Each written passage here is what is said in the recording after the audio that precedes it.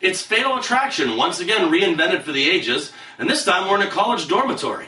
Hello there everyone, I'm film critic Nick Iacubucci, here as always for RealScreenReviews.com, and our next movie review is the thriller, The Roommate.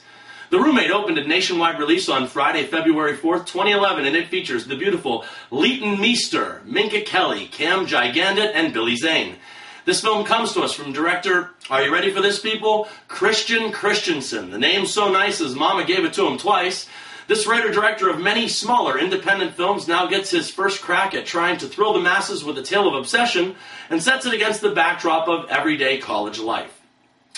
Our tale begins telling us the tale of Sarah that is fresh out of high school, the coddling of her parents, and the small town for which she has never had a fondness. Sarah is looking forward to the freedoms and liberties that come with moving out, and also the challenges of getting together her own life and starting her own career. After arriving, she soon is introduced to her new roommate, Rebecca, and the two seem to hit it off and genuinely become quick friends.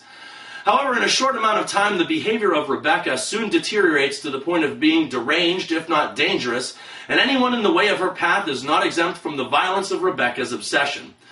We are then thrown into the standard scares of a standard thriller, all the while hoping that our teen protagonist might find a way to keep not only herself safe, but also those closest to her. Well, people, how many times can someone rewrite the film Fatal Attractions, and how many times can somebody in Hollywood greenlight the project? Everything from The Hand That Rocks the Cradle to The Good Son has dealt with the obsessive behavior that eventually turns into some kind of horrific outcome, but very, very few have measured up to the Glenn Close, Michael Douglas masterpiece over the years. And what is the reason that Fatal Attraction is still that classic today?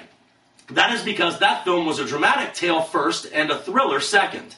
You care about the Gallaghers as individuals and as a family, and once you care about these people, the thrills are the easy part. Films like The Roommate believe that if someone jumps out with a loud bang, then it's a thriller. And then another big issue with the film.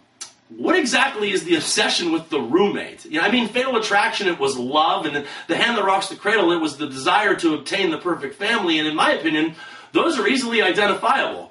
However, what are your expectations with a college roommate? Because the friendship can only last so long in the first place. And what are you going to do, live happily ever after? It's only a 4-year stint, the last I checked. Leighton Meester was credible throughout this film, not as credible as she was in last month's Country Strong, but still solid. And Minka Kelly is nothing short of strikingly gorgeous in every frame of this film. But Cam Gigandit just delivers another weak and dreadful performance. Well, for starters, he has a porn name, Cam Gigandit. Are you kidding me or what?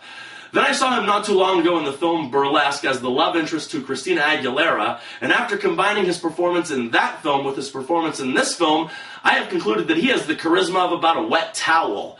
How can you co-star with two of the most beautiful women in two different movies and produce less chemistry than Rock Hudson did 50 years ago when he was a closeted gay man? Then you have many holes in the plotline that make the film completely uneven. There is a backstory in Sarah's life about a sister that has passed away, but that's never even explored in any fashion. And hints of Rebecca's childhood are also only skimmed throughout the story. You can also add montages and music videos to the project, just like The Mechanic from last week, and each of these could still only manage to come in at 93 minutes. The Roommate is not a terrible film, and it's shot well, but it's just so basic and standard in every single way. The cheesy close-ups and typical camera angles do nothing to enhance this feature, and the entire project on a whole just felt like an episode of TV or a TV movie of the week. When describing this film, the words that come to mind are ordinary, basic, and average. They went to the well of thrillers maybe once too many times with this film, and even with the addition of a box cutter as the weapon of choice, that doesn't constitute originality on the part of the filmmakers. They just showed up on the set each day and turned the pages on the movie thriller handbook, right up to and including the out-of-nowhere and nothing leading up to it climax of an ending. Only 1.5 stars out of 4 for a film nowhere near worth your time. And remember, people, I'm not always right, only when it comes to the movies. And thank you for your attention.